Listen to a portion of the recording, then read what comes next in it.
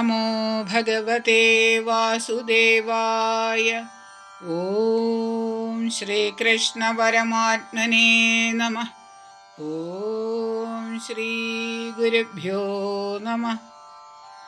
ഹരി ശ്രീ ഗണപതയേ നമഃ. ഗോവിന്ദ ഹരേ ജയ ഗോവിന്ദ ഹരേ ജയ ഗോവിന്ദ ഹരേ ജയ ഗോവിന്ദ ഹരേ ജയ ഗോവിന്ദ. ശിവരാമദേവ ദേവേശ കൃഷ്ണ ഗോവിന്ദ പ്രിയ ശൗരേ ദേവകീ സുതാ ജയ. ഇത്തരം തിരുനാമകീർത്തനം ചൊല്ലി വന്നോരുത്തമേ കിളിപ്പെണ്ണേ ശുദ്ധമാനസേ ബാലേ. പുത്തൻ തേൻ പഴം പഞ്ചസാരയുമിളനീരും ചിത്തകൗതുകത്തോടു ഭുജിച്ചു വസിച്ചു നീ മൂഢരാം ഞങ്ങൾക്ക് യത്നം കൂടാതെ വിരവോടു ഗൂഢമാം മോക്ഷമാർഗം ഉപദേശിച്ചിടേണം. കേടറ്റ വാക്യമേവം കേട്ടൂരു നേരം കിളിപ്പേടയും കുതൂഹലമാം വണ്ണം മുര ചെയ്തു. വൈശാഖ മാഹാത്മ്യം കിളിപ്പാട്ട് അധ്യായം 14. ശ്രുതദേവന്റെ വാക്യം ഇങ്ങനെ കേട്ട നേരം മിഥിലാധിപരാജൻ പിന്നെയും ചോദ്യം ചെയ്താൻ. പൂർവമന്വന്തരത്തിങ്കലുണ്ടായി വേനനെന്നും ദിവ്യമായിടും കഥാഫലവും കേട്ടിരിക്കെ ഇപ്പോഴിതിക്ഷാകുവംശേ പിറന്നിടുമെന്നു ചെൽപ്പുമാനരുൾ ചെയ്ത വാക്യവും കേൾക്കമൂലം ബോധിച്ചിടുന്നതില്ല ബുദ്ധിമേ പോരായ്കയാൽ ബോധത്തെ ഉണർത്തേണമെന്നരുൾ ചെയ്തു തന്നെ. കേൾക്ക നീ പുരാണങ്ങൾ തോറും ഓരോരോ ഭേദം ഭോഷ്കല്ല വന്നുകൂടും അന്നേരം സന്ദേഹങ്ങൾ. കൽപ്പഭേദങ്ങൾ കൊണ്ടുണ്ടാകുന്നതും കഥാഭേദം അല്പവും നിനയാതെ യുക്തികളിതെന്നെടോ. 7 കൽപ്പത്തിൻ മുമ്പേ ജനിച്ച മാർക്കണ്ഡേയൻ കോഴ കൂടാതെ അരുൾ ചെയ്തു മാമേശ കഥ. ഞാൻ അതു തന്നെ ഭവാനോടുര ചെയ്തിടുന്നു. മാനുഷേശ്വര തെളിഞ്ഞിനിയും കേൾക്ക ഭവാൻ. മാധവമാസധർമ്മം ഇതിനെ ഉപേക്ഷിച്ചു ബോധഹീനന്മാർ അന്യധർമ്മങ്ങൾ അനുഷ്ഠിച്ചാൽ രൗരവമായിടുന്ന നരകേ വാണുചിരം ക്രൂരനാം പിശാചനായി വന്നിടുമവൻ പിന്നെ എന്നൊരു സൂക്ഷ്മധർമ്മമറിവാനൊരു കഥ മന്നവ കേട്ടുകൊൾ നീ സാദരം ചൊല്ലാമെടോ. ധാത്രിയിൽ ഗോദാവരി തീരത്തു ബ്രഹ്മേശ്വര ക്ഷേത്രമുണ്ടതിനടുത്തെത്രയും വിഖ്യാതരായി ദുർവാസ ശിഷ്യന്മാരായി 2 പുത്രന്മാരുണ്ടായി. സർവവിദ്യാംഭോനിധിപാരകന്മാരാമവർ നിരപേക്ഷണന്മാരായി ഭിക്ഷാമാത്രാശനരായി വാരഴും ഗുഹ തന്നിൽ മിക്കതും വസിച്ചിടും. സത്യനിഷ്ഠനും തപോനിഷ്ഠനുമെന്നവർ നാമം സത്യനിഷ്ഠന്റെ വൃത്തി മുമ്പിനാൽ പറഞ്ഞിടാം. സന്തതം നാരായണ കഥ കേൾപ്പതിന്നിച്ഛ ചിന്തയില്ലന്യങ്ങളിൽ ആശയവുമില്ലവനേതും. കേൾപ്പിപ്പാനാളില്ലാതെ കേൾപ്പതിനാളുണ്ടെങ്കിൽ കേൾപ്പിപ്പാനവനിച്ഛ വിഷ്ണുമാഹാത്മ്യമല്ലോ. രണ്ടിനും അന്യന്മാരില്ലാതിപ്പോൾ ധ്യാനനിഷ്ഠൻ വേണ്ട കർമ്മങ്ങൾ പാരം ചുരുക്കമൊന്നേയുള്ളൂ.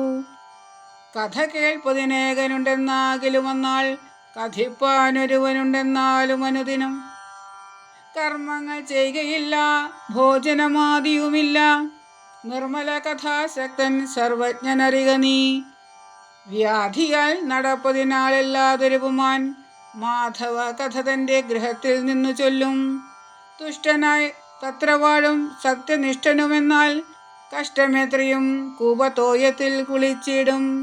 സൽക്കഥ കേൾക്കാകിയാൽ ബന്ധുവർക്കത്തിൽ തൃഷ്ണ മേൽക്കുമേൽ വർദ്ധിച്ചിടുമെന്നുള്ള ഭയം കൊണ്ടും കേശവൻ തന്നെ കുറിച്ചുണ്ടാകും വരതിയും ആശുപോയിടും. കഥ കേൾക്കുമ്പോൾ ശ്രദ്ധയുണ്ടാം.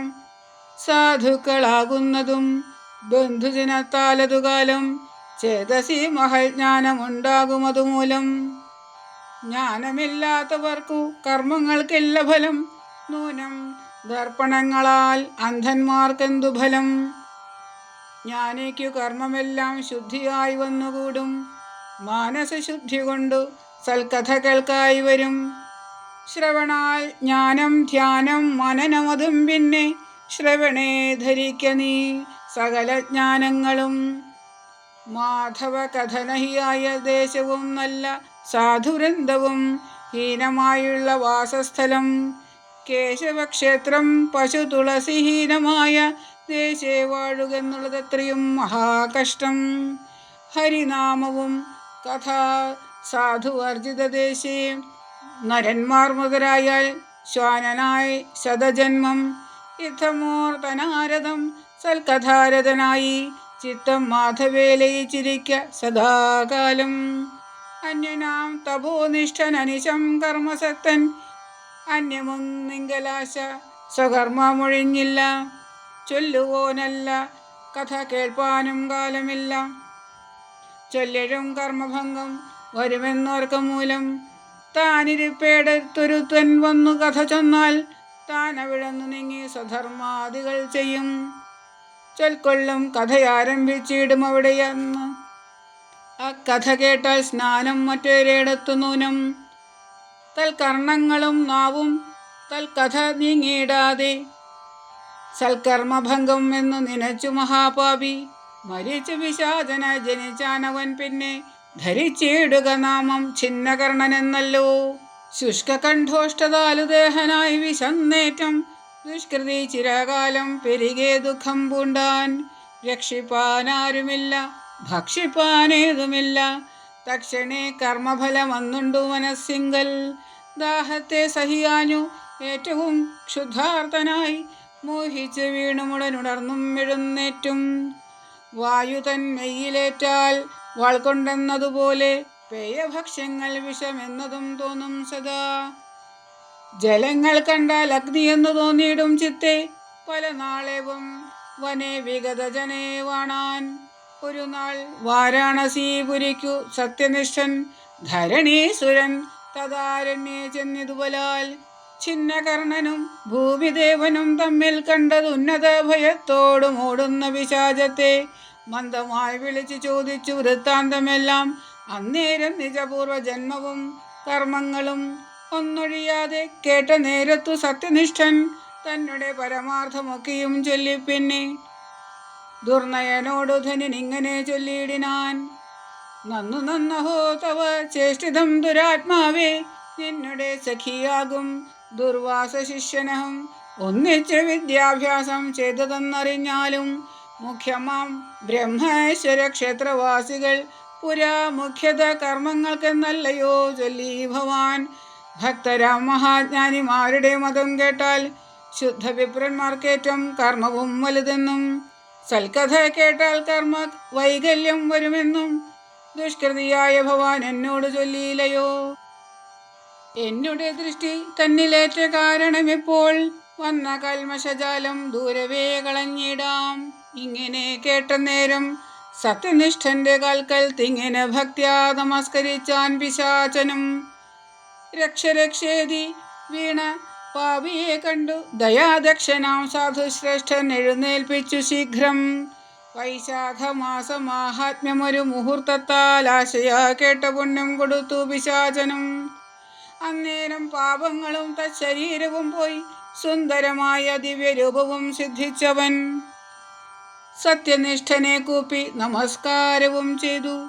സത്വരം ദിവ്യയാനമേറിപ്പോയി മറഞ്ഞിതു. അധ്യായം 14 ഈ വണ്ണം ചൊല്ലിയിടിനേൻ ബദ്ധകൗതുകത്തോടു കേട്ടുകൊണ്ടാലുമിന്നും. ഇതി വൈശാഖമാഹാത്മ്യേ 14 ഓം നമോ ഭഗവതേ വാസുദേവായ.